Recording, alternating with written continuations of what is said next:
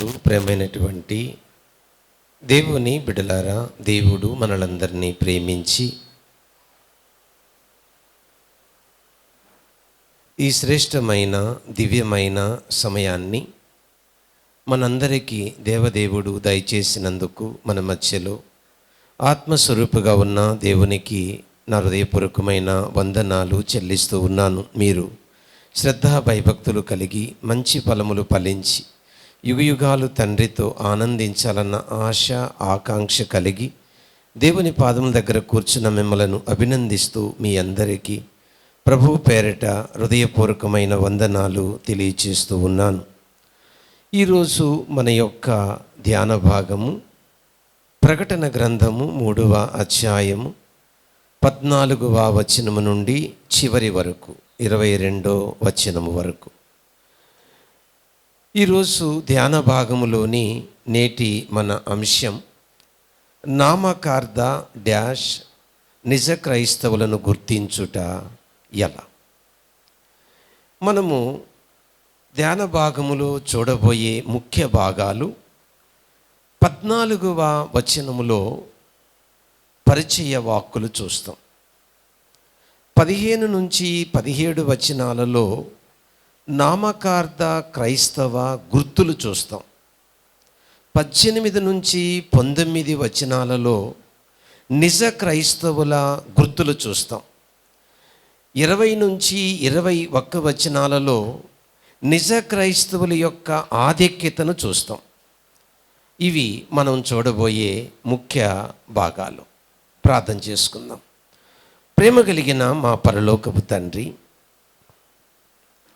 ఈరోజు ప్రకటన గ్రంథము 3వ అధ్యాయము 14 నుంచి 22 వచనాలు, అందులో ఉన్న విషయాలు మాకు మీరు తెలియచేస్తూ ఉండగా గ్రహించే జ్ఞానము మనసు మాకు దయచేయండి. పరలోకపు తండ్రి, మీ పరిశుద్ధాత్మను సమృద్ధిగా మాకు అనుగ్రహించండి. ఆత్మ సహాయం వలన వాక్యాన్ని గ్రహించగలము. ఆత్మ సహాయం వలన మా మనోనేత్రములు తెరవబడతాయి. అట్టి ఆత్మ అభిషేకము మీరు వాడుకుంటున్న సేవకునికి, వింటున్న నీ ప్రజలకు కలుగునుగాక. ఇలాగు దీవించి అనుక్షణము ప్రభు రాకకు సిద్ధం చేసి క్రీస్తు స్వరూప్యములో రూపాంతరపరచమని యేసుక్రీస్తు నామములో ఈ విన్నపం అడిగి వేడుకుంటున్నాం పరలోకపు తండ్రి. ఆమేన్. ప్రభువు నందు ప్రేమైనటువంటి దేవుని బిడలారా,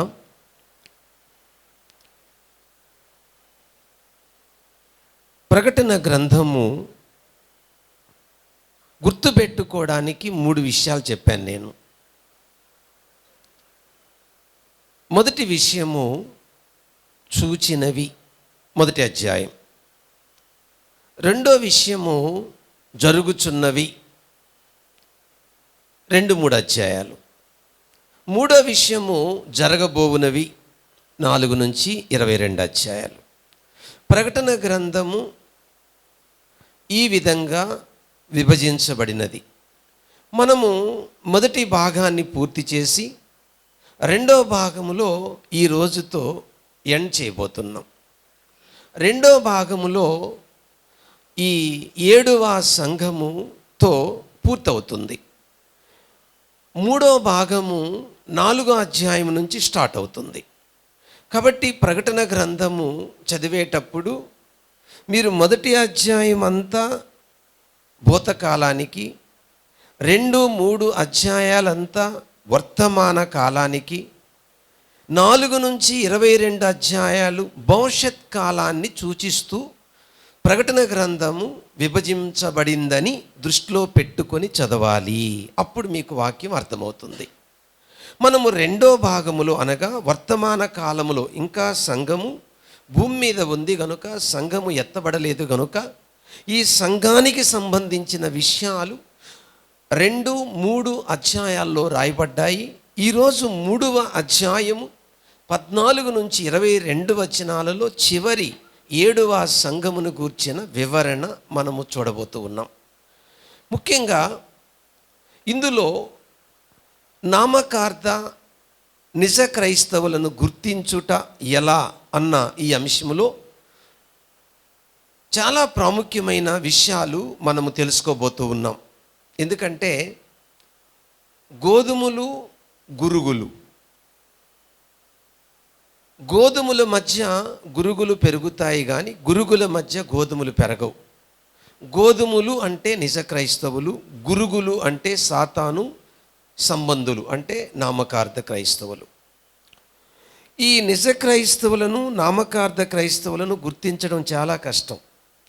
గోధుమలను, గురుగులను గుర్తించడం ఎంత కష్టం అంటే, పంట వచ్చేంత వరకు ఇవి గురుగులు, ఇవి గోధుమలని ఎలా చెప్పలేము. మొలక వచ్చినప్పుడు రెండు ఒకేలాగుంటాయి, పెరిగినప్పుడు కూడా ఒకేలాగుంటాయి. పంట కాలము రోజునే అవి గురుగులు, ఇవి గోధుమలని చెప్పగలం. అట్లాగే దేవుడు హఠాత్తుగా బూరను మోగించినప్పుడు సంఘము ఎత్తబడితే నిజ క్రైస్తవులు, విడవబడితే నామకార్థ క్రైస్తవులని అప్పుడు తెలుస్తుంది. కానీ మరి ఎలా నిజ క్రైస్తవులను, నామకార్థ క్రైస్తవులను గుర్తించగలము అంటే, ఈరోజు ఈ భాగాన్నే పరిశుద్ధాత్మ దేవుడు మనకు వివరించబోతున్నాడు. అది ఎవరికి వాళ్ళే ప్రశ్న వేసుకోవాలా, నేను ఏ గుంపులో ఉన్నాను అని. ఓకే అండి, ఇక మనము వివరణలోనికి వెళదాం. 14వ వచనం. 14వ వచనంలో పరిచయ వాక్కులు కనబడుతున్నాయి. ప్రభు ప్రతి సంఘానికి తాను పరిచయం చేసుకుంటున్న విధానము మీకు తెలుసు. ఇక్కడ లవోదికీయ పట్టణమును గూర్చిన పరిచయము చూద్దాం. ఈ లవోదికీయ అనేటువంటి పట్టణము లైకస్ నది పైన కట్టబడినది. సిరియావాడైన అంతియోకస్ అనేటువంటి వ్యక్తి ఈ పట్టణాన్ని స్థాపించాడు. ఈ అంతియోకస్ అనేటువంటి వ్యక్తి భార్య పేరు లవోడిస్. ఈ లవోడిస్ అనే పేరు మీద లవోదికీయ అనే పేరు నామకరణం చేయడము జరిగింది.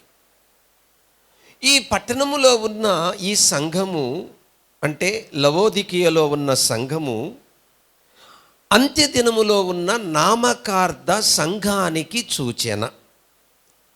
ఈ లవోదికీయ అనే సంఘము ఎప్పటి నుండి ఎప్పటి కాలానికి సూచిస్తుంది అని అంటే, క్రీస్తు శకము 1750 నుండి శ్రమల కాలము వరకు ఉన్న నామకార్థ సంఘానికి సూచన. ఇక్కడ లవోదికీయ అనే మాటకు అర్థము ప్రజల పాలన అని అర్థం. ప్రజల పాలన. లవోదికీయ అనే మాటకు అర్థము ప్రజల పాలన.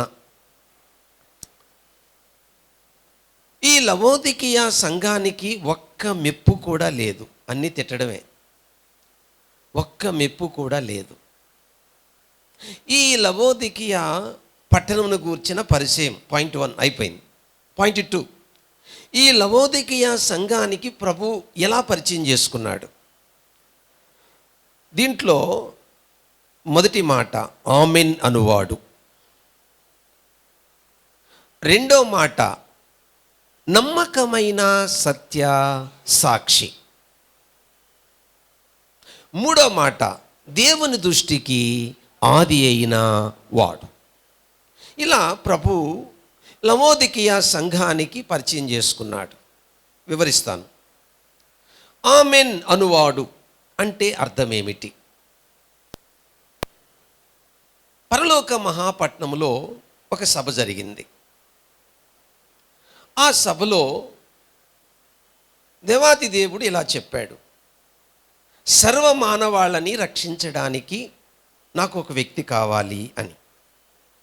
మానవులు పాపముల చేత, అపరాధముల చేత నశించి నరకానికి పోతున్నారు, నరక శిక్ష నుండి తప్పించే ఒక వ్యక్తి కావాలి అని. అప్పుడు దేవదూతుల్లో కొందరు మేము వెళతాము అని అంటే, మీరు వెళ్ళినా అది సాధ్యం కాదు, ఎందుకంటే మీరు శరీరము లేనివారు, రక్తమాంసములు లేకుండా, రక్త ప్రోక్షణ లేకుండా మానవునికి పాప విమోచన కలగదు అని. అప్పుడు త్రిత్వములో రెండో వ్యక్తి వచ్చి నేను వెళతాను అని చెప్పినప్పుడు తండ్రి అయిన దేవుడు ఇలా చెప్పాడు. ఏమనంటే కన్య గర్భాన పుట్టాలి అని. వెంటనే త్రిత్వములో రెండో వ్యక్తి అయిన దేవుడు ఇలా అన్నాడు, ఆమేన్, అలా జరుగునుగాక. ఆ తరువాత 33.5 సంవత్సరాలు భూమి మీద పాపుల మధ్య నువ్వు నివసించాలి.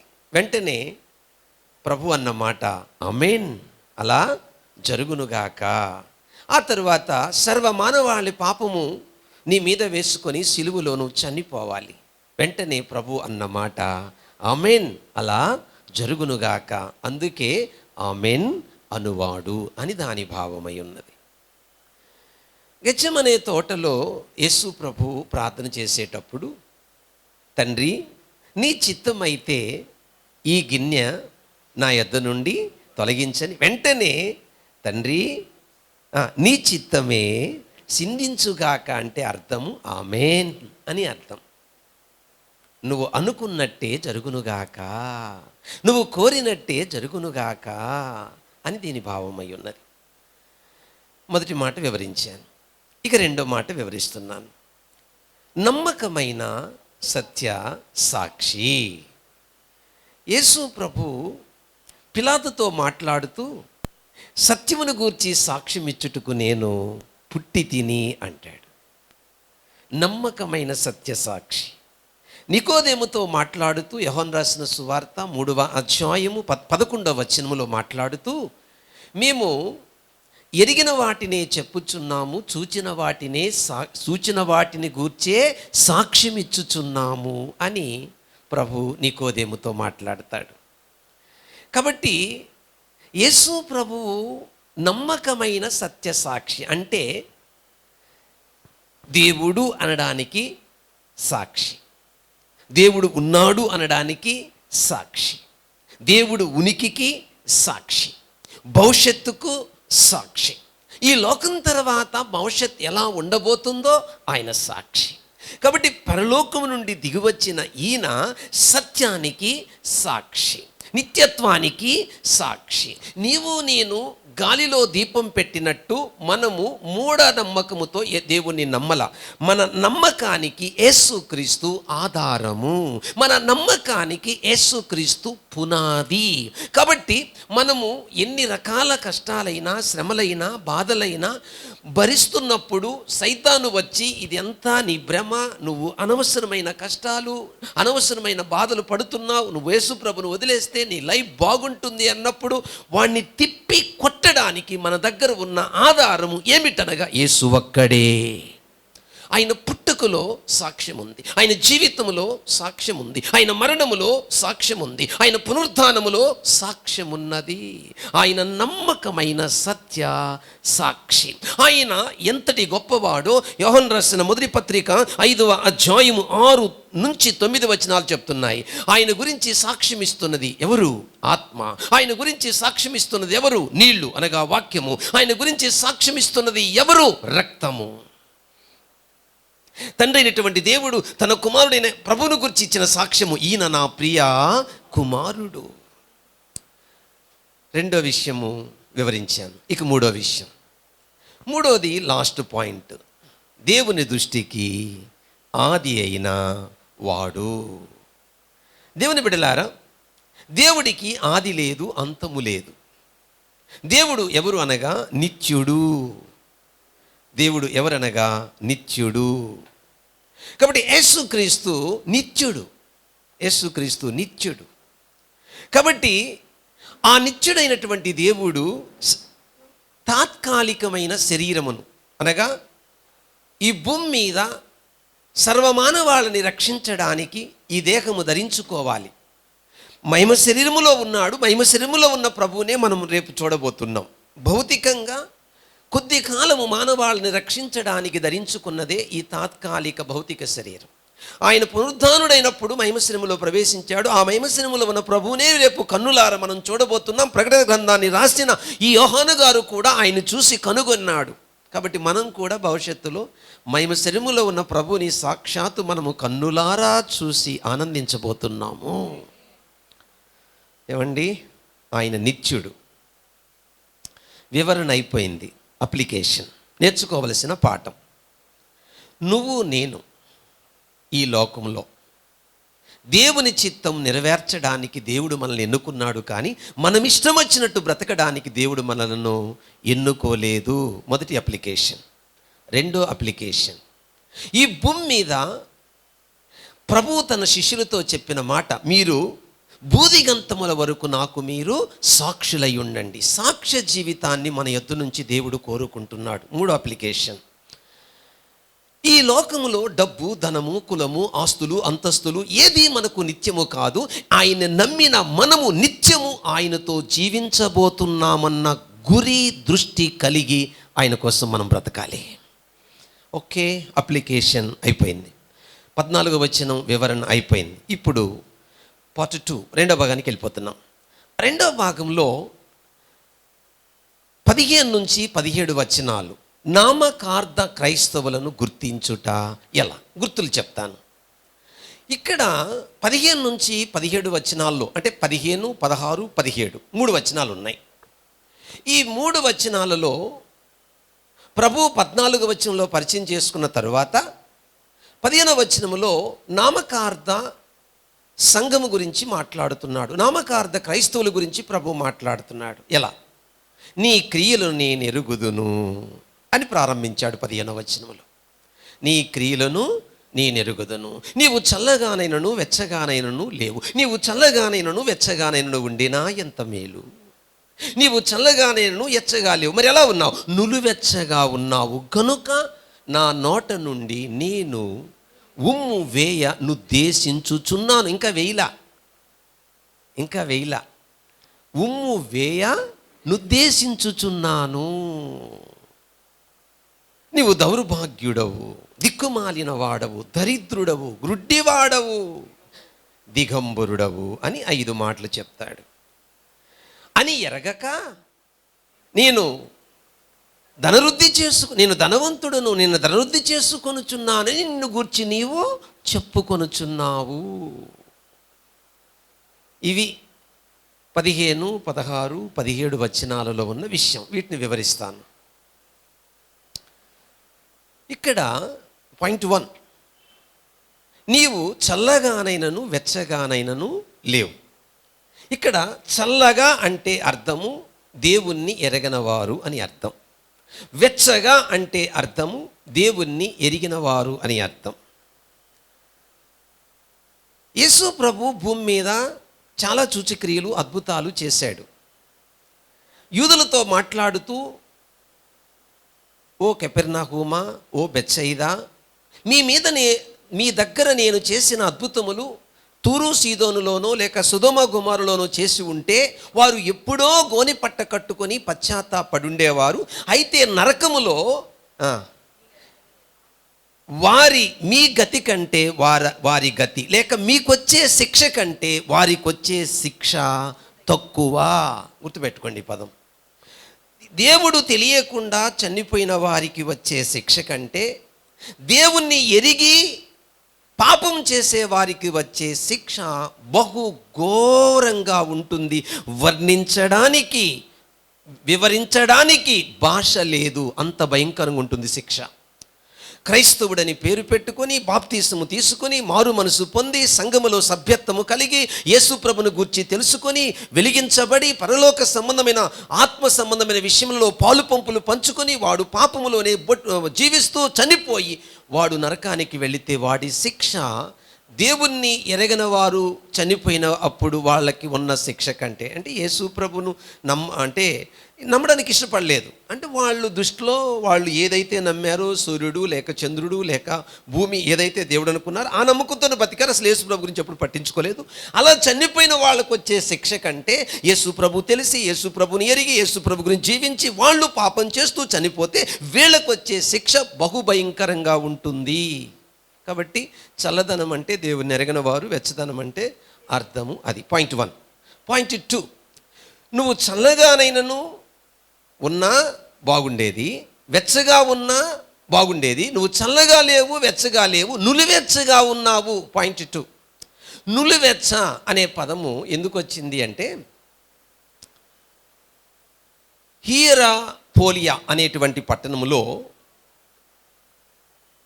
వేడి నీటి బుగ్గలు పుట్టి అక్కడి నుంచి ఆ ప్రవాహము లవోదికీయ పట్టణము దగ్గరకు వస్తాయి. ఈ మధ్యలో కొన్ని లవణాలు కలిసినందున ఆ వేడి నీటి బుగ్గలుగా ఆ పుట్టి ప్రవహిస్తున్న ఈ ప్రవాహం లవోదికీయ అనేటువంటి పట్టణానికి వచ్చేటప్పటికి అవి నులివెచ్చనగా మారి అవి నోట్లో పోసుకుంటే తుఫు అని ఊసేలాగుంటాయి ఆ వాటరు. దాన్ని దృష్టిలో పెట్టుకొని ప్రభు అలా ఉంది నీ బతుకు అని చెప్తున్నాడు. ఇది చరిత్ర. దేవుని బిడ్డలారా, ఎంతమంది మన జీవితాన్ని బట్టి, మన ప్రవర్తనను బట్టి, ఇతరులు మనల్ని బట్టి తుపు అని ఊసేలాగా మన జీవితం ఉంది. మనము తప్పు చేయకుండా యథార్థంగా ఉన్నా ఊసేవాళ్ళు ఉన్నారు. దానివల్ల మనకు లాభమే, నష్టం లేదు. కానీ నిజంగా తప్పు చేస్తూ, నిజంగా పాపం చేస్తూ, నిజంగా ఇష్టం వచ్చినట్టు జీవిస్తూ, నిజంగా ఇష్టం వచ్చినట్టు బ్రతుకుతూ తుపు అని ఊసేలాగా మన జీవితం, మన బ్రతుకు, మన మాట తీరు, మన వస్త్రధారణ ఉంటే దేవుడు అంటున్నాడు, వాళ్ళకే కాదు నాకు కూడా నీ మీద అసహ్యం కలుగుతుంది అని చెప్తున్నాడు. నీ సాక్ష్య జీవితం బాగులేనప్పుడు ఇతరులకి ఎలాగ తుప్పు అని ఊసేలాగా నువ్వు కనబడుతున్నావో వాళ్ళకు కనబడమే కాదు నాకు కూడా నిన్ను అలా ఉయ్యాలనిపిస్తుంది అంటున్నాడు దేవుడు. ఏమండి? కాబట్టి నామకార్థ క్రైస్తవుడు ఎవడు అని అంటే, పాయింట్ 1, అటు వెచ్చగా ఉండడు, ఇట చల్లగా ఉండడు. అంటే దేవుని సన్నిధికి వస్తాడు, వాక్యము చదువుతాడు, ప్రార్థన చేస్తాడు, పాటలు పాడతాడు, వాక్యం చెప్తాడు, వరాలు కలిగి ఉంటాడు. సేమ్ టైం యాజ్ ఇట్ ఈజ్గా పాపం చేస్తాడు, 2-3 భార్యలు మార్చేస్తాడు, ఎంతమందిని మార్చేస్తాడు, ఏ పాపమైనా చేస్తాడు. అతడు అనర్గళంగా పాపం చేస్తాడు, అనర్గళంగా పాటలు పాడతాడు, అనర్గళంగా వాక్యం చెప్తాడు, అనర్గళంగా పాపం చేస్తాడు, అనర్గళంగా దేవుని కార్యక్రమంలో పాల్గొంటాడు, అనర్గళంగా పాపం చేస్తాడు. ఇలాంటి వాళ్ళతో ఆయన చెప్తున్న మాట తుఫు అంటున్నాడు. ఆయన నా నోట నుండి ఉమ్ము ఉయ్య నుద్దేశించుచున్నాను, నులివెచ్చన. ఏ వెచ్చన? నులివెచ్చన. పాయింట్ 3, ఇలాంటి వారు దౌర్భాగ్యులు, ఇలాంటి వారు దిక్కుమాలిన వారు, ఇలాంటి వారు దరిద్రులు. ఏమండి? ఇలాంటి వారు గ్రుడ్డివారు, ఇలాంటి వారు దిగంబరులు అని ప్రభు మాట్లాడుతున్నాడు. దాన్ని వివరిస్తాను. దిక్కుమాలిన వాడు అంటే అర్థము దేవుడు లేనివాడు అని అర్థం. ఒక సామెత ఉంది, ఏ దిక్కు లేనివాడికి, కాబట్టి దేవుడు లేడు అని అర్థం.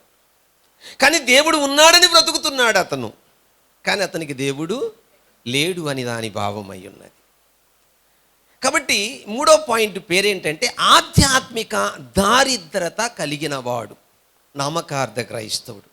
1, చల్లగా వెచ్చగా లేనివాడు నామకార్థ క్రైస్తవుడు. దానికి అర్థం చెప్పాను, అటు లోకంలో ఉంటాడు, దేవునిలో ఉంటాడని. 2, నులివెచ్చన అంటే తన జీవితంలో సాక్ష్యం కోల్పోయిన వాడు అని అర్థం. సాక్ష్యం లేదు అతనికి, ఇంట్లో సాక్ష్యం లేదు, బయట సాక్ష్యం లేదు, భార్య దగ్గర సాక్ష్యం లేదు, పిల్లల దగ్గర సాక్ష్యం లేదు అని దాని భావము. 3వది ఆధ్యాత్మిక దారిద్రతను గుర్తించిన వాడు. ఎంత దౌర్భాగ్యమైనటువంటి జీవితం, దిక్కుమాలిన జీవితం, దారిద్రత జీవితం, గుడ్డితనం అంటే మనోనేత్రములు తెరవబడిన వాడు అని అర్థం. ఇలాంటి జీవితం, ఇలాంటి బ్రతుకుతున్నటువంటి వారితో ఆయన చెప్పుచున్న మాట, ఉమ్ము ఊసేంతగా నువ్వు కనబడుతున్నావు, ఆధ్యాత్మిక దారిద్రతను గుర్తించిన వారు అని అర్థం. 4వది అక్కడ అంటాడు, ఎరుగక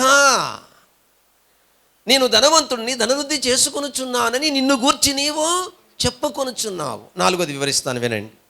ఇలాంటి వాళ్ళు ఎందుకు యేసు ప్రభువుని నమ్ముతారు, ఎందుకు గుడికి వస్తారు, ఎందుకు ప్రార్థనలు చేస్తారు, ఎందుకు గుడికి మానరు, ఎందుకు దశంభాగాలు ఇవ్వడం మానరు, ఎందుకు వాక్యము వినడం మానరు అని అంటే, వీళ్ళకి దేవుని దగ్గరికి వస్తూ ఉన్నప్పుడు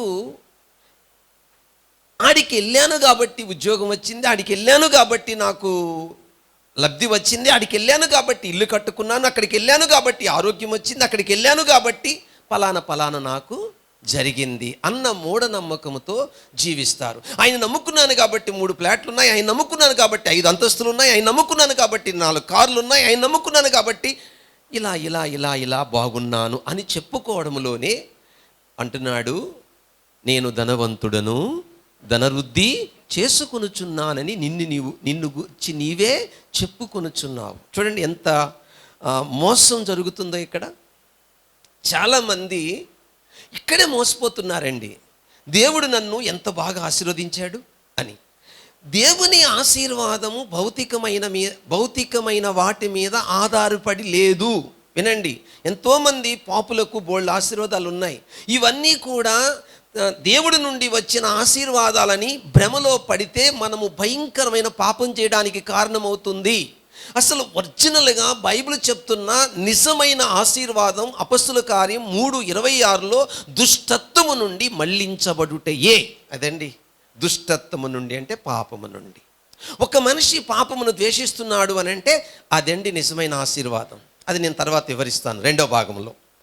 ఓకే, ఇప్పటి వరకు మనము 4 విషయాలు చెప్పుకున్నాం. 1, చల్లగా లేవు, వెచ్చగా లేవు. చల్లగా వెచ్చగా ఉన్నా బాగుండేది, అలా లేవు. 2, నులివెచ్చగా ఉన్నావు. 3, ఆధ్యాత్మిక దారిద్రతను కలిగి ఉన్నావు. 4, ఆత్మీయ గర్వం కలిగి ఉన్నావు.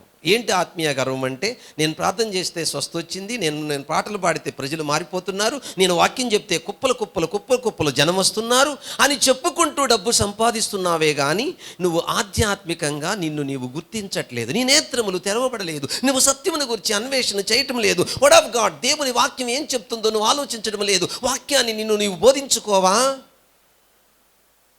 దేవుని బిడ్డలారా, కాబట్టి ఇందులో అప్లికేషన్ ఏంటి?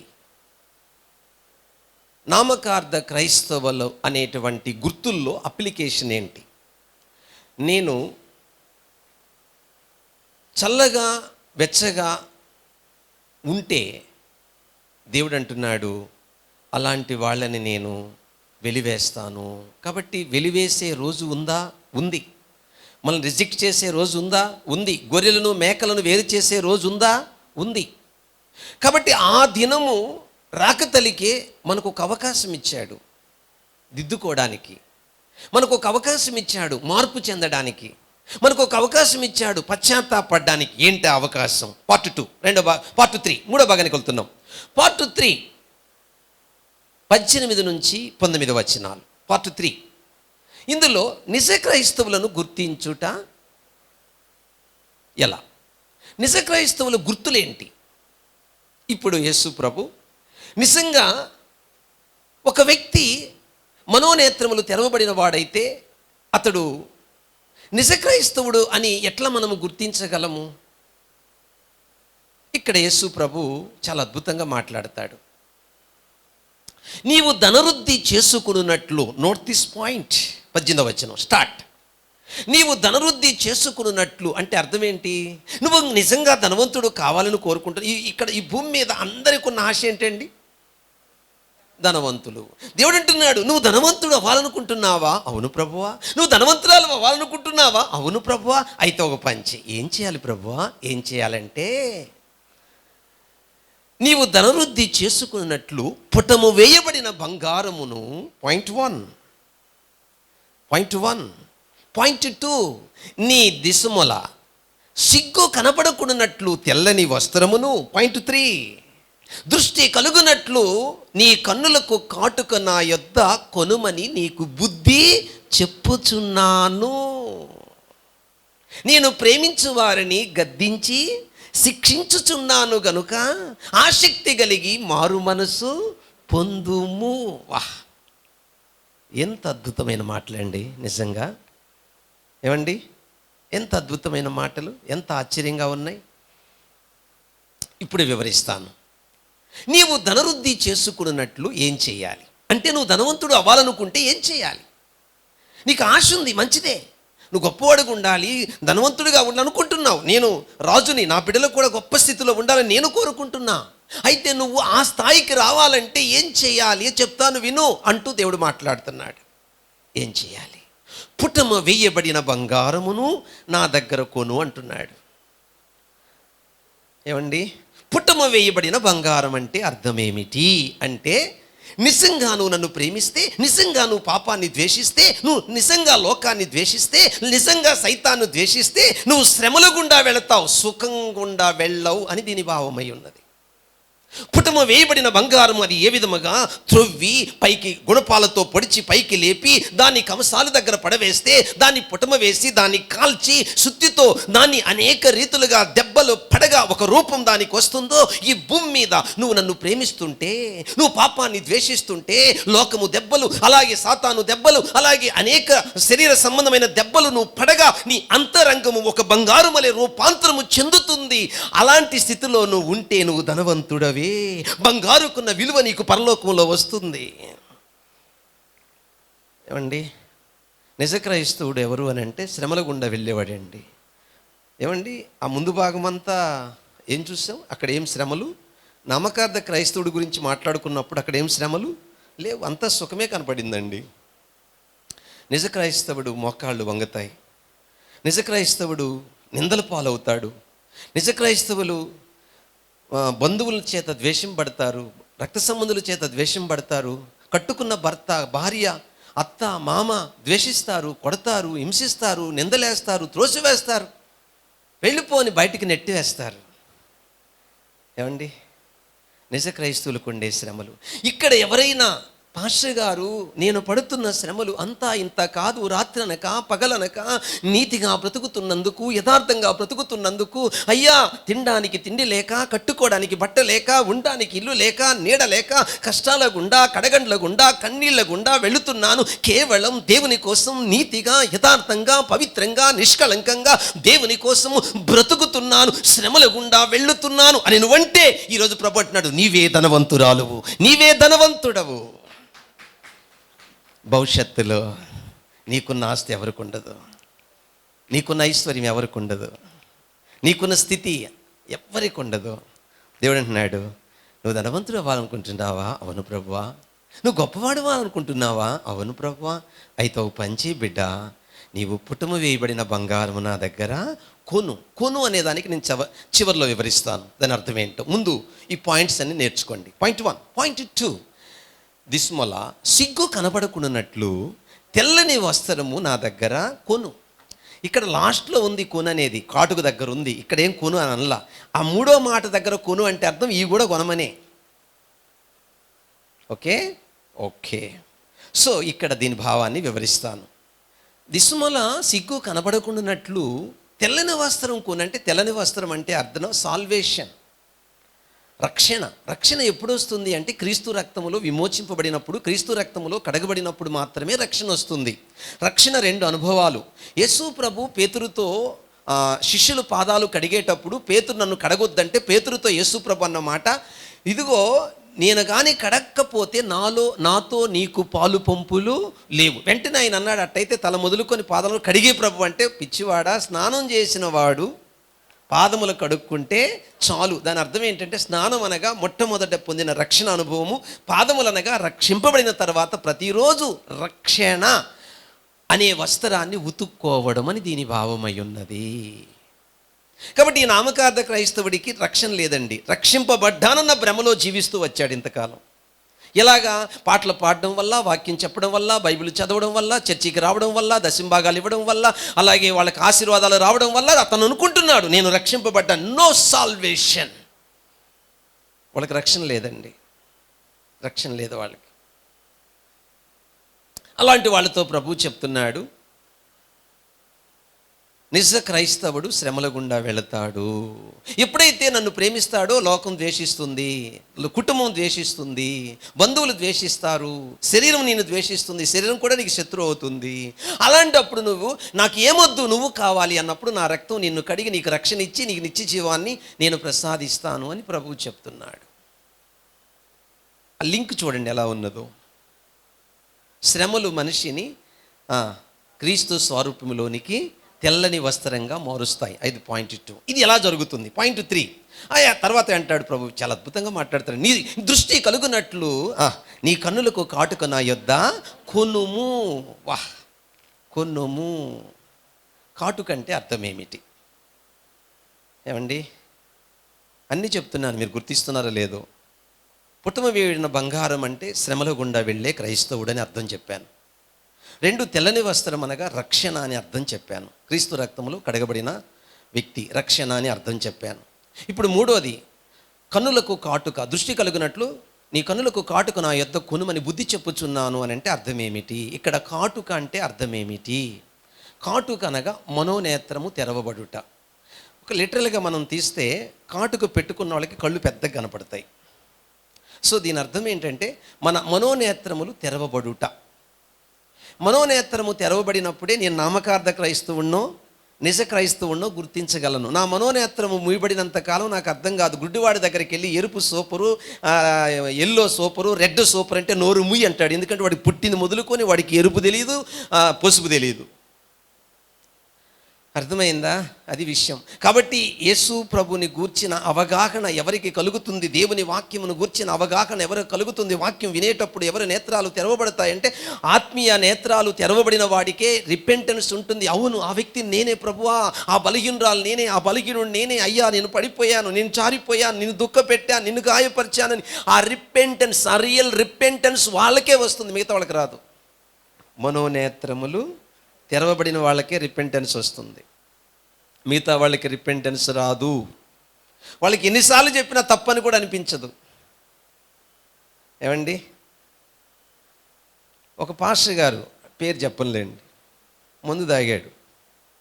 ఎందుకు సార్ మీరు మందు తాగారంటే ఇది అమెరికా వైన్ అన్నాడు. అంటే ఏంటి మీ ఉద్దేశం అన్నా? అక్కడే తప్పు లేదు, ఇక్కడే తప్పు అన్నాడు.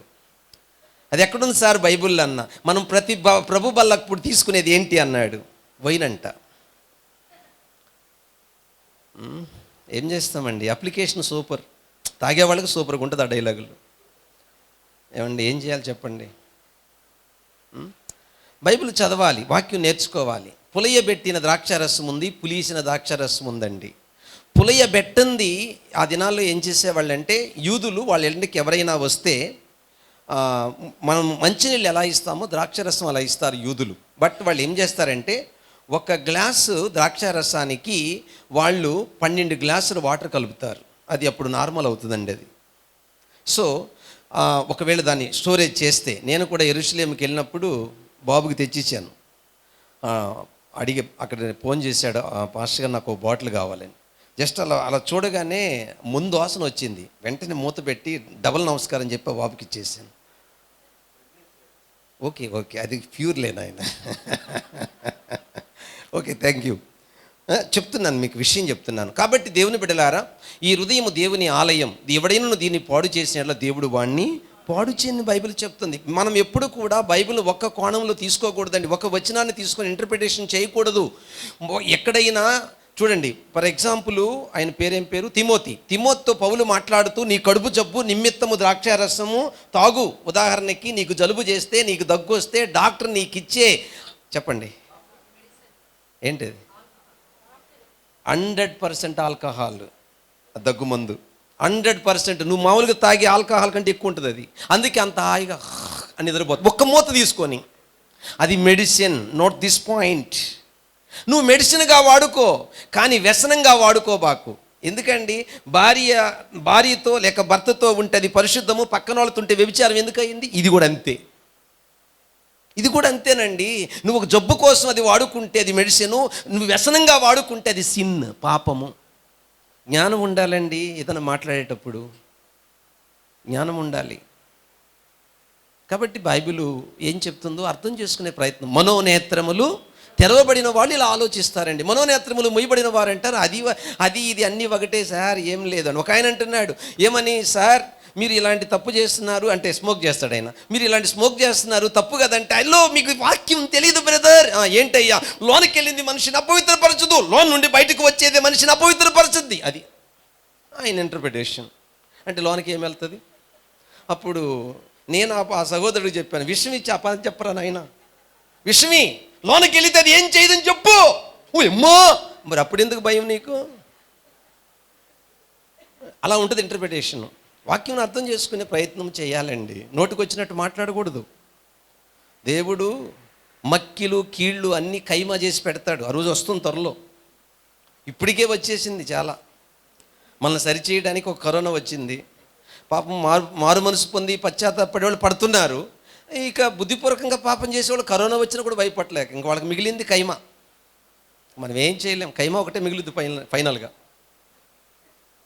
కరోనా వచ్చింది, కైమా కూడా పనిచేయదు. భార్య భర్తను ముట్టకూడదు, భర్త భార్యను ముట్టకూడదు. వాళ్ళది ఒక అనాది పరిస్థితి. అందుకే నాకు ఆ మాట చాలా బాగా గుర్తొస్తుంది. రానున్న దినాలలో అక్రమ విస్తరించును, ప్రేమ చల్లారు.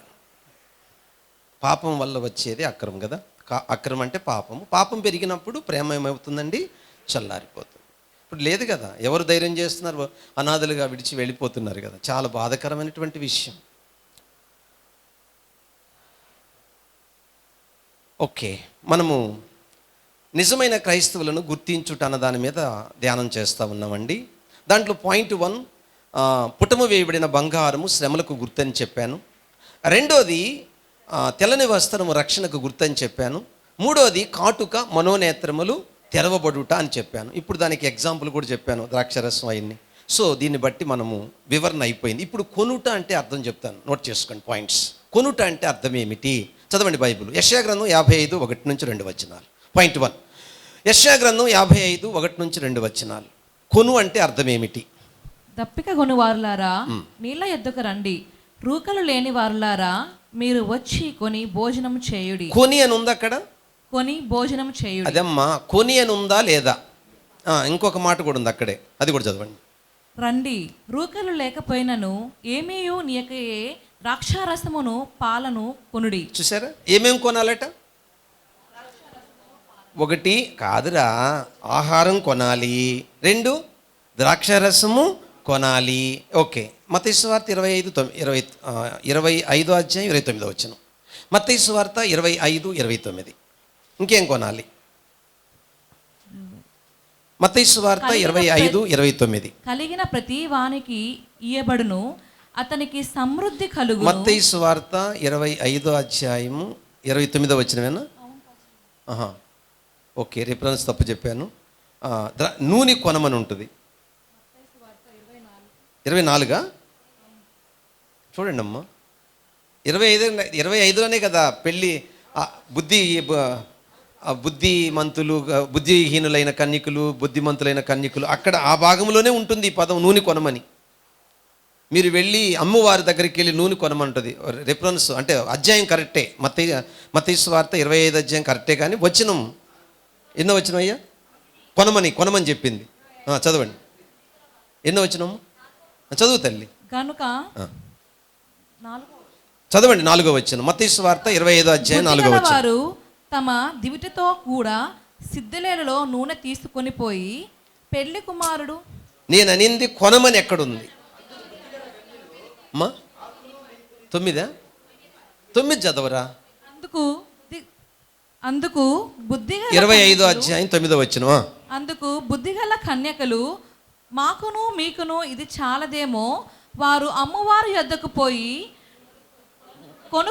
కొనుక్కునుడని చెప్పిరి. చాలు తల్లి, దానికోసం ఎందుకు? ఇక్కడ విషయం ఏంటంటే నూనె కొను.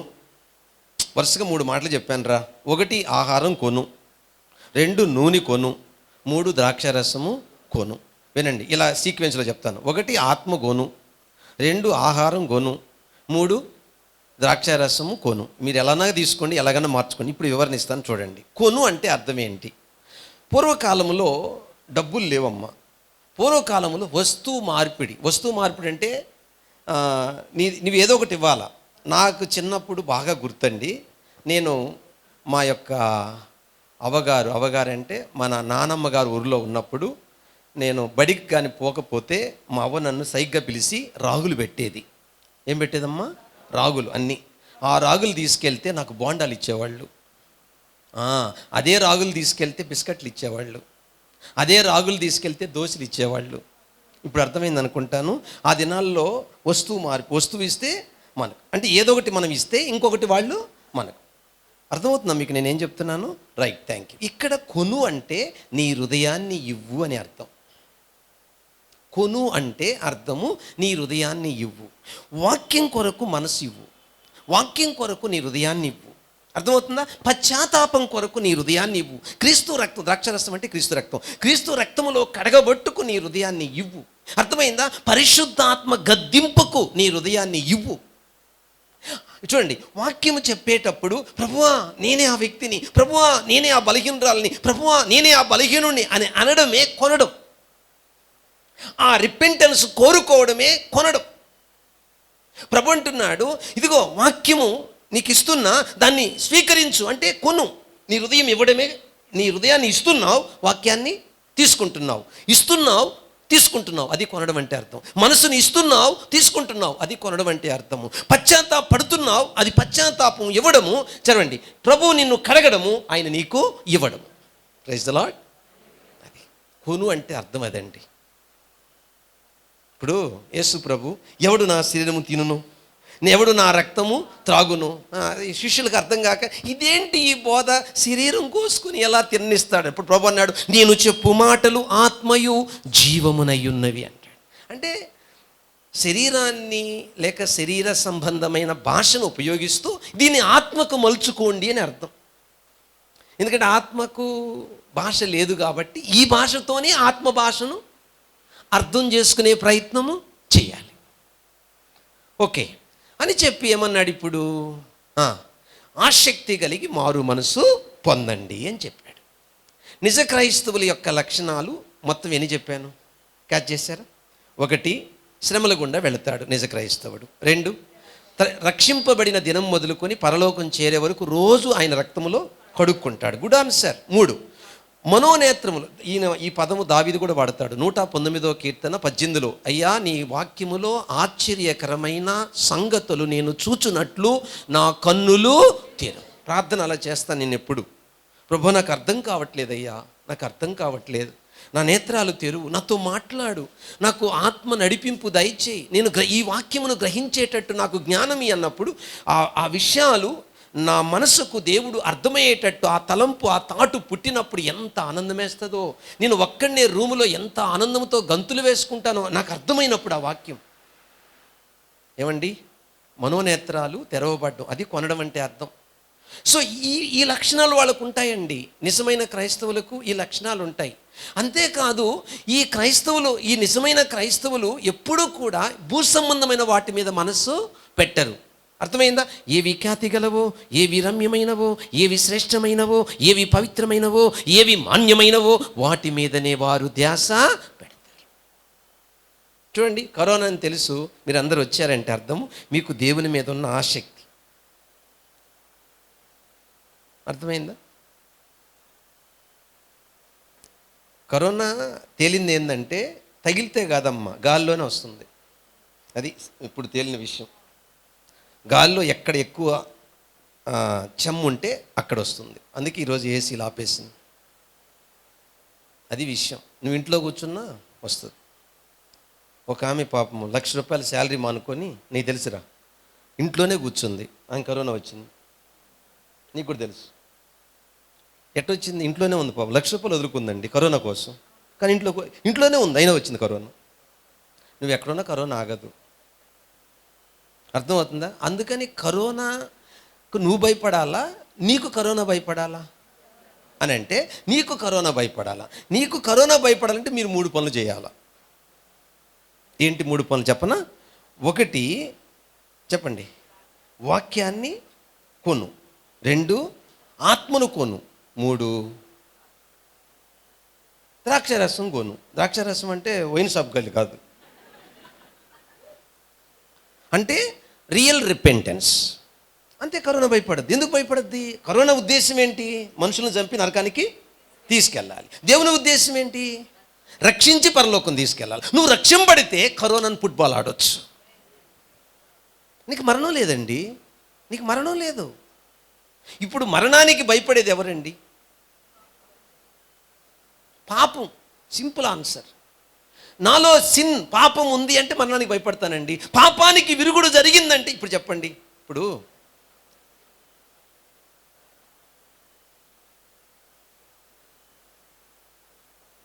ఇంజెక్షన్ ఇచ్చారు కదా ఈ మధ్య, ఏంటేదమ్మా వ్యాక్సిన్, కోవిషీల్డ్, కోవాక్సిన్ ఇచ్చారు కదా.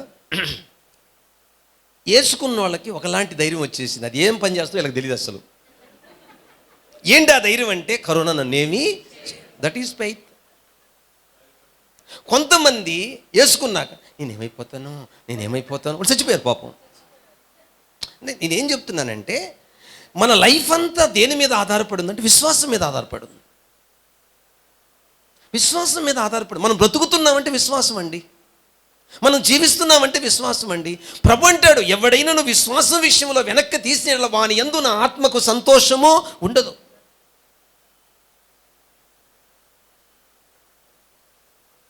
చెప్పండి, నిజ క్రైస్తవులను గుర్తించుట ఎలా?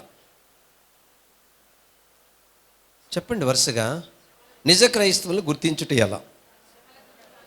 శ్రమల గుండా వెళతాడు. 2, ప్రతి దినము రక్షింపబడిన దినం మొదలుకునే తన వస్త్రాన్ని ఉతుక్కుంటాడు. 3, మనోనేత్రములు తెరవబడుట కొరకై ప్రార్థిస్తాడు.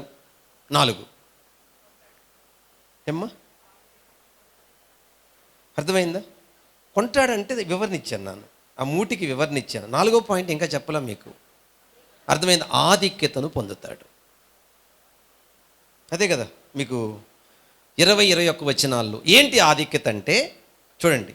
1, నాతో కలిసి భోంచేస్తాడు. 2, నేను జయించి నా తండ్రి సింహాసనం మీద కూర్చున్నట్టే నా సింహాసనం మీద అలాంటి బిడ్డలు కూర్చోబోతున్నారు. ఏమి లైఫ్ అండి మనది! ఏది పక్కన కాదమ్మా. మీరు బైబిల్ చదవండి, 21వ వచనం చదవండి. పక్కన కాదు, ఆయన పక్కన కాదు, ఆయన సింహాసనం మీద. చదువు. నేను జయించి నా తండ్రితో కూడా ఆయన సింహాసనం మీద కూర్చుని ఉన్న ప్రకారము జయించువానిని నాతో కూడా నా సింహాసనము కూర్చుండనిచ్చెదను. ఏంటండి నీ లైఫ్? ఒళ్ళు జల్దరిచ్చింది తెలుసా? ఇది అర్థం చేసుకోవడానికి ఒళ్ళు జల్దరిచ్చింది. అంటే మనం ఎక్కడండి? ఇప్పుడు ప్రధానమంత్రి నీకు ఫోన్ చేసి, ఒక కటిక పేదరికంలో ఉన్న పూరి గుడిసెలో ఉన్నవాడికి ఫోన్ చేసి, నువ్వు రా రేపు నీతో ఫోన్ చేయాలంటే ఎట్లుంటుంది మీరు ఊహించుకోండి ఒకసారి. ఇక్కడ ఈ భూ సంబంధమైన కిరీటాలు పదవులు 5 ఏళ్ళు ఉంటాయండి. యేసు ప్రభు నీకు ఇచ్చే సింహాసనం కిరీటం లైఫ్ లాంగ్ ఉంటుంది. నీకు నమ్మాలి. అందుకే నమ్మకమైన సత్య సాక్షి ఆయన నమ్మాలి. నువ్వు ఆయన పుట్టుకుని నమ్మాలి, ఆయన జీవితం నమ్మాలి, ఆయన మరణం నమ్మాలి, ఆయన పునరుద్ధానం రెజరెక్షన్ నమ్మాలి. నమ్మితేనే నువ్వు ఇలా బ్రతకగలవు ఆయన కోసం. నమ్మకుండా ఏం బ్రతుకుతామండి ఆయన కోసం మనం? ఆయనతో కలిసి భోజనం, వాహ్, ఆధిక్యత. అందుకే పైనున్న వాటినే క్రీస్తుతో కూడా లేపబడిన వారైతే, పైనున్న వాటిని అంటే అర్థం ఇది, వెతుకుతారు. పైనున్న వాటిని వెతుకుతారంటే అర్థం ఇది. ఓకే, పాఠం సమాప్తం. ఏంటి మన అంశం? చివరికి 22వ వచనంలో సంఘములతో ఆత్మ చెప్పుచున్న మాట చెవి గలవాడు వినక. ఎంతమందికి చెవులు ఉన్నాయో లేవో మీరు తెలుసుకోవాలి. ఏంటి మన అంశం? నామకార్థ నిజ క్రైస్తవులను గుర్తించుట ఎలా? నామకార్థ క్రైస్తవులను గుర్తించడానికి 4 విషయాలు చెప్పాను. 1, చల్లగా ఉండరు, వెచ్చగా ఉండరు. 2, నిలువెచ్చగా ఉంటారు. 3, ఆధ్యాత్మిక దారిద్రతను కలిగి ఉంటారు. 4, ఆత్మీయ గర్వాన్ని కలిగి ఉంటారు. నిజ క్రైస్తవులను గుర్తించడానికి 4 విషయాలు చెప్పాను. 1, శ్రమల గుండా వెళతారు, అంటే ఆ శ్రమలు నా మేలు కొరకని ఎంచుకుంటారు వాళ్ళు. 2, చెప్పండి, అనుదినము తన వస్త్రాలను, అంటే రక్షణ అనుభవంలో ఎదుగుతారు, ఉతుక్కోవడం అంటే అర్థం అది. 3, మనోనేత్రములు తెరవబడిన వారై ఉంటారు. 4, భవిష్యత్తులో ప్రభువిచ్చే వాటి మీద దృష్టి పెట్టి ఈ లోకంలో బ్రతుకుతారు. ఇంకేం ఆలోచించరండి వాళ్ళు. ఈ భూమి మీద ఏం ఆలోచించరు. నాకు ఈ కష్టాలు ఎందుకు వచ్చాయి, నాకు ఈ శ్రమలు ఎందుకు వచ్చాయి, నాకు ఈ ఉద్యోగం ఎందుకు లేదు, నాకు బిడ్డలు ఎందుకు లేదు, ఏం దేవుడు 10 ఏళ్ళు వచ్చాను, 16 ఏళ్ళు వచ్చాను, 20 ఏళ్ళు వచ్చాను, నాకేం చేశాడు, ఈ డైలాగులు అస్సలు వదలరండి వాళ్ళు. వీళ్ళ పని ఏంటంటే, ప్రభువా నువ్వు నాకేం చేసినా మేలే చేస్తావు, నాకు ఈ ఎంట్రుకలు ఊడిపోతున్నాయంటే నా పట్ల నీకు మంచి ఉద్దేశం ఉంది, నీకు స్తోత్రం అంట. నాకు బట్టనే ఎందుకు ఇచ్చావు ప్రభు అని అనరు. ఎందుకు అనరంటే, ఇలా ఇవ్వడంలో దేవునికి ఏదో మంచి ఉద్దేశము ఉంది. ఎందుకంటే వీళ్ళ దృష్టి భూమి మీద లేదు. దేవుడిచ్చే శరీరానికి బట్టనెత్తి ఉండదు. దేవుడిచ్చే శరీరానికి వంకర, పళ్ళు మళ్ళీ క్లీన్ చేసుకోవడము, లేక తర్వాత బ్రష్ తోమడం ఇలాంటివి ఏముండవు. దేవుడిచ్చేటువంటి భవిష్యత్తులో మనకి ఏది ఇచ్చినా అది పర్మనెంట్, అది శాశ్వతము, అవి శ్రేష్టమైనవి, అవి ఖ్యాతి కలిగినవి కనుక దృష్టి దాని మీద పెడతారు. అందుకని ఈ 5వ లక్షణం ఏంటంటే ఆధిక్యత. ప్రభు మనకిచ్చే ఆధిక్యత. ఎంత గొప్ప ఆధిక్యత! చిన్న విషయం అండి. ఎవడు నీ హృదయం అనే తలుపునద్ద తడుతున్నా, ఎంత కాలం నుంచి తడుతున్నాడు మిమ్మల్ని ఆలోచించండి.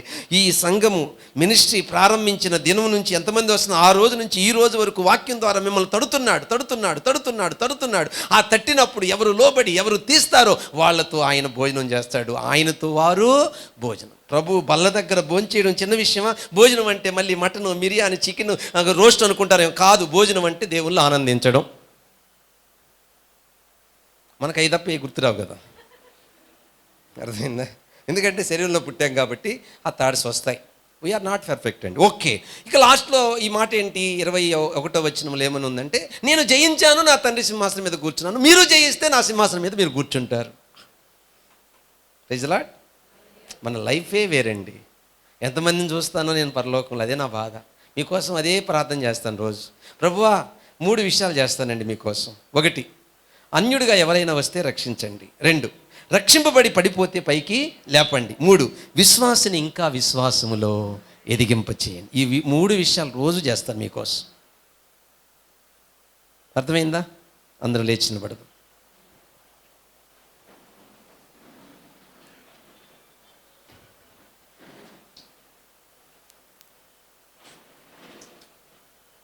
ప్రార్థన చేయండి. ఏమని చేస్తారంటే, ప్రభువా నామకార్థ నిజ క్రైస్తవులను గుర్తించుట ఎలా అన్న అంశం మీద ఈరోజు నేను గుర్తించాను. చల్లగా వెచ్చగా లేనివాడు నామకార్థ క్రైస్తవుడు. అట చల్లగా లేడు, అట వెచ్చగా లేడు. ఎలా ఉన్నాడు మరి? నులివెచ్చగున్నాడు. కాబట్టి నామకార్థ క్రైస్తవుడు.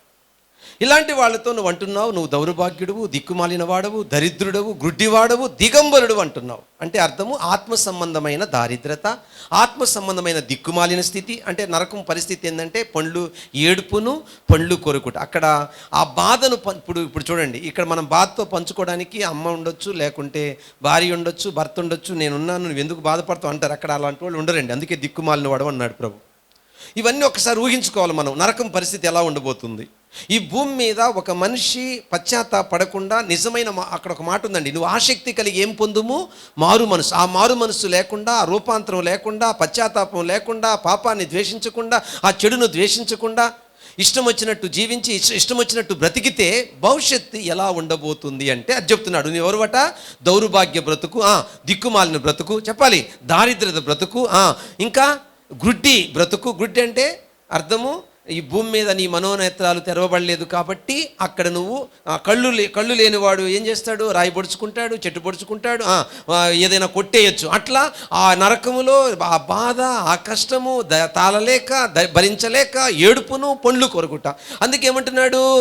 చివరిగా నువ్వు దిగంబరుడు. దిగంబరు అంటే చూడడానికి అంత అసహ్యంగా ఎవరు చూడలేరు అసలు.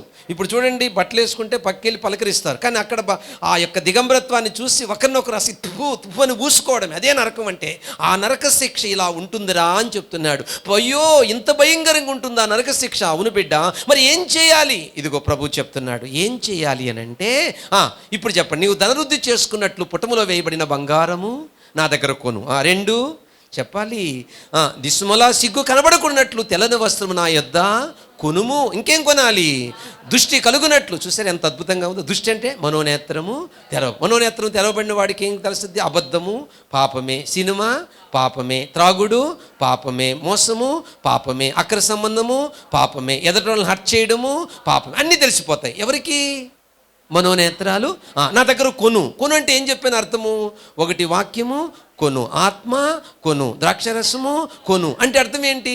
వాక్యము చేత నువ్వు వెలిగించబడాలి. ఆ వాక్యము అర్థమయ్యేటట్టు ఆత్మ సహాయము కోరుకోవాలి. ఆత్మ సహాయం కోరుకొని నువ్వు పాపాన్ని ఒప్పుకుంటే అప్పుడు క్రీస్తు రక్తం ప్రతి పాపము నుండి మనల్ని కడిగి పవిత్రపరచును. నువ్వు కన్నులారా ప్రభును చూడబోతున్నావు. యుగ యుగాలు యేసుతో రాజ్యం వెళ్ళబోతున్నావు. కష్టాలు, కడగండ్లు, కన్నీళ్లు లేని రాజ్యములు అడుగు పెట్టబోతున్నావు. ఈరోజు అనుక్షణము మరణ భయముతో వణికిపోతున్న నీవు చిరంజీవిలా చిరకాలము దేవుని రాజ్యములో జీవించబోతున్నావు. కావాలానికి భాగ్యం, కావాలానికి ఆనందం, కావాలానికి సంతోషం, కావాలనికి నిత్య జీవము. దేవుని కుమార్తె, దేవుని కుమారుడా, తాత్కాలికమైన సుఖభోగాల కొరకు ప్రాకులాడకు. అంతలో పుట్టి అంతలో మాయమయ్యే ఆవిరి వంటి జీవితం కొరకు ప్రాకులాడకు. వద్దు మనకి లైఫ్, వద్దు మనకి జీవితము, వద్దు వద్దు. ఆస్తులున్నా, అంతస్తులున్నా, అందమున్నా, ఐశ్వర్యమున్నా ఒక్కరోజు నీవు విడిచిపెట్టి వెళ్ళిపోతావని కరోనా వచ్చి నీకు నేర్పలేదా?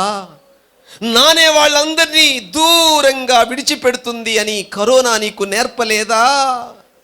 నువ్వు నానుకొని ప్రాణం కంటే ఎక్కువ ప్రేమించిన వాళ్ళు నిన్ను నట్టేట విడిచిపెట్టి కనీసము నీ అంత్యక్రియలకు కూడా రాకుండా వెళ్ళిపోతారని కరోనా చెప్పలేదా?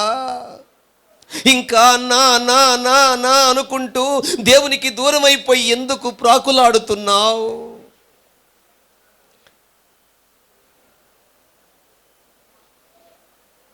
దేవుని బిడ్డ, ఒక తీర్మానం తీసుకో ఈరోజు. నేనెవరిని? ఆ పాస్ట్ ఇలా ఉంటాడు, ఈ పాస్ట్ ఇలా ఉంటాడు, ఆ చర్చికి పోయేవాళ్ళు ఇలా ఉంటారు, ఈ చర్చికి పోయేవాళ్ళు ఇలా ఉంటారు, కాబట్టి అందరూ మామూలుగా జీవిస్తారు. నేను అలా అంటే వాళ్ళు వెళ్ళిన నరకానికి నువ్వు వెళతావా? వాళ్లకు వచ్చే శిక్ష నువ్వు కోరుకుంటావా? అయ్యో నువ్వు దౌర్భాగ్యుడువు, దిక్కుమాలిన వాడవు, దరిద్రుడవు, గుడ్డివాడవు, దిగంబరుడు అని అనిపించుకుంటావా?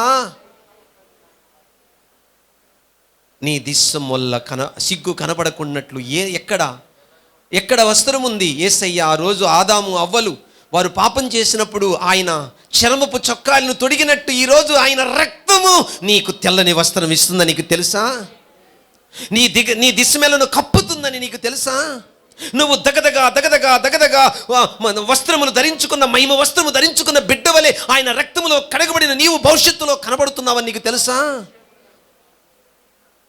ఏది కావాలి నీకు? ఏ జీవితం కావాలి తెలుసుకో, ఏ బ్రతుకు కావాలో తెలుసుకో. బిడ్డ, కష్టాల గుండా వెళుతున్నావా? శ్రమల గుండా వెళుతున్నావా? నిందల గుండా వెళుతున్నావా? వేదనల గుండా వెళుతున్నావా? బాధల గుండా వెళుతున్నావా? అయితే ప్రభు చెప్పిన మాట, నీకంటే ముందుగా నేను ద్వేషింపబడ్డానని ఎరిగి నన్ను ద్వేషించిన లోకం నిన్ను కూడా ద్వేషిస్తుందని ఎరిగి ధైర్యం తెచ్చుకోండి. లోకములో మీకు శ్రమ కలుగును, నేను లోకమును జయించి ఉన్నాను. అట్టి జయించిన జయశాలి నీ గుండెల్లో ఉండగా భయం ఎందుకు? భయం ఎందుకు?